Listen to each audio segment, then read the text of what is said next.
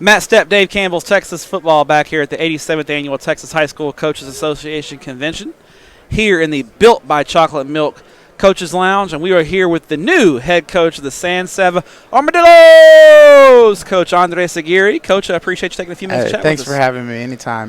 Congratulations on the new gig. I appreciate it. Now, let's flash back to last year in Mineral Wells. I chatted with you before the game. Third-round playoff game against Celeste.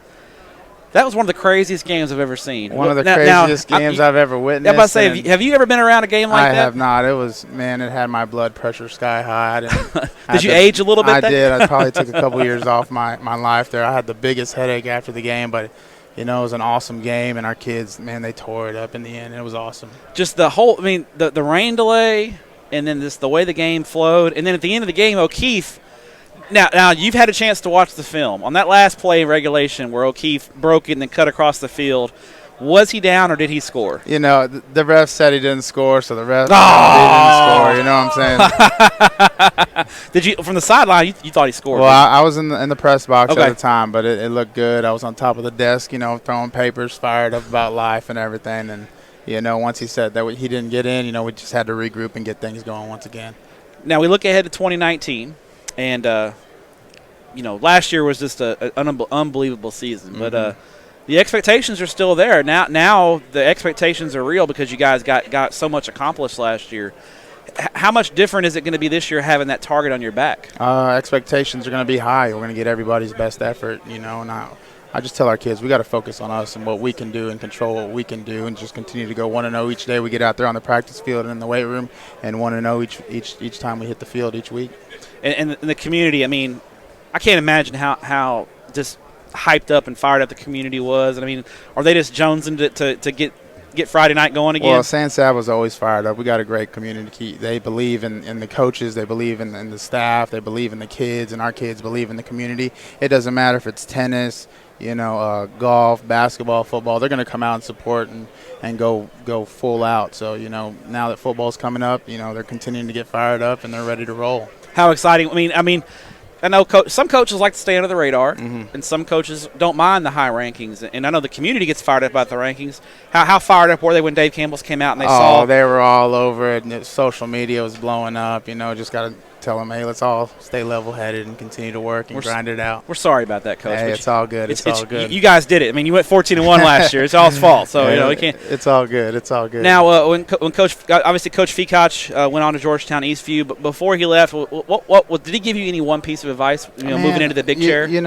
A mutual friend, Heath Clausen, introduced us, and we interviewed and we talked about some things. Our culture was big. We talked about culture. We both believed in the weight room, and he helped me out on some of his philosophy stuff and guided me down the right path. I've learned from Ricky Sargent. He's currently at Hearn, and Chad Leckler, who went out of that Snook, and I was defensive coordinators for all three of those guys, and they taught me a lot. And I'm very thankful for the opportunities they've given me, and I'm just thankful for this opportunity.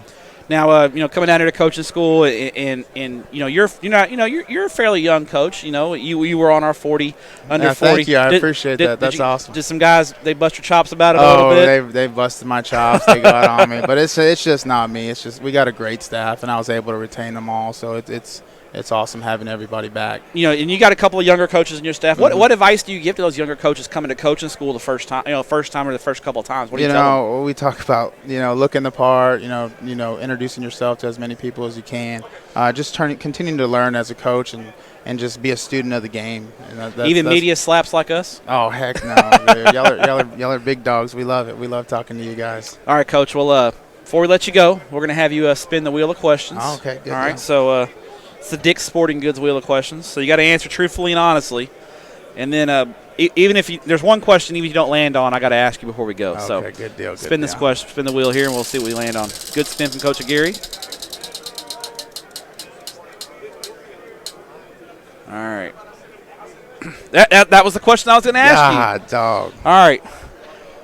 When we come to Saba, because I need to go to a game at the old graveyard. Uh-huh. And we'll ask you about that in a second. Yes, please do. Where Where do we need to grab a bite to eat at? And, You and know, if there's a couple places, we'll eat 2 meals. We got the Corner Cafe. They always serve you up right, good hospitality, and we got La Hacienda. Okay. It's always good, and you know we got Diggs Restaurant, some good steaks and things like that. Okay. So what do you get at the Corner Cafe? What's your go-to? I go get some scrambled eggs, sausage, and bacon, and a coffee. Okay. And what about La Hacienda? Number 65. It's shrimp. Number 65. Number 65. They already know. Coach Aguirre, he wants a 65 shrimp.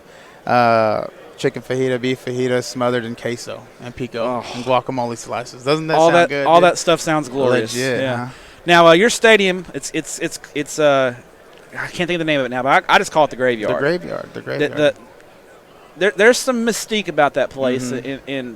and for those who don't know, what's the story behind the stadium? What makes it unique? Well, it was an old burial ground. It was donated to the school district, and they built a football stadium over that burial ground. They say, you know, people have been running untouched and fallen over, you know, and tripped on a blade of grass. They found bones under there, you know, a femur bone recently and things like that. Wow. So it's got a crazy story. It's unique. It's very unique. And it gets pretty rowdy on Friday night rowdy. with a lot of purple and gold there. Purple and gold. They come out from, you know, small and all the way, all ages, and we just love it. It's just a great atmosphere.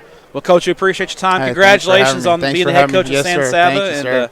And appreciate what you do for student athletes in the state of Texas. Appreciate everything y'all do for high school football. Thank you, guys. Thanks, Coach.